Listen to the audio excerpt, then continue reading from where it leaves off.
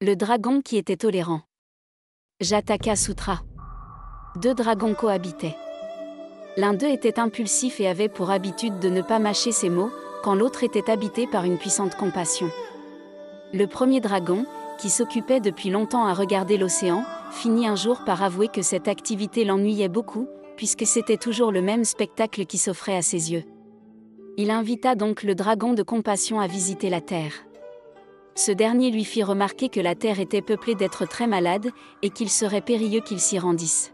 « Allons-y déguisés en serpents », suggéra l'autre.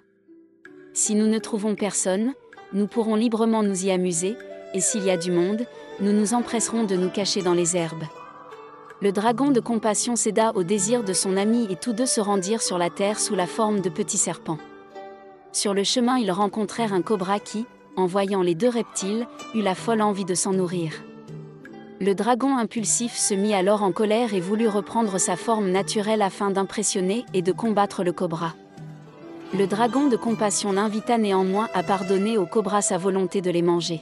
« Il est possible, sais-tu, que si cet animal désire aujourd'hui nous manger, ce soit parce que, dans une existence passée, nous ayons voulu nous-mêmes lui causer un grand tort.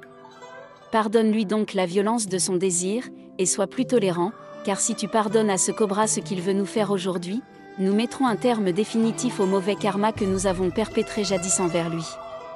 Et n'oublie pas que ceux-là seuls qui pratiquent la tolérance pourront, plus tard, emprunter le chemin de la libération. » La colère du dragon alors retomba, et il accepta d'ignorer les menaces du cobra.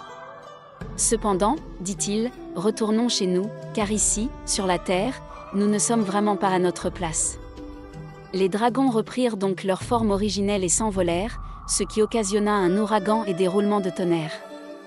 Quant au cobra, en découvrant que les serpents étaient en réalité des dragons, il eut très peur et, reconnaissant son erreur, en éprouva une grande honte. Dans le Sutra de la patience, le Bouddha énonça les bénéfices qu'offre la pratique de la patience. La patience, lorsqu'elle est maîtrisée, est une puissance aussi grande que la lumière. Aucun pouvoir ne parvient à l'éteindre.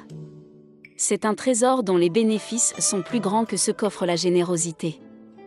L'esprit de celui qui s'y exerce est toujours tranquille, car, détaché de ce qui arrive, nul ne parvient à nous faire du mal.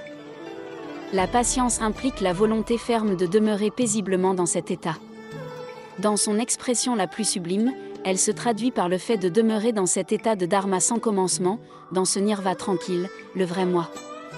Le dragon de compassion et de tolérance était une vie passée du Bouddha Sakyamuni, cependant que le second dragon deviendra plus tard son frère et le cobra, un ennemi du Bouddha.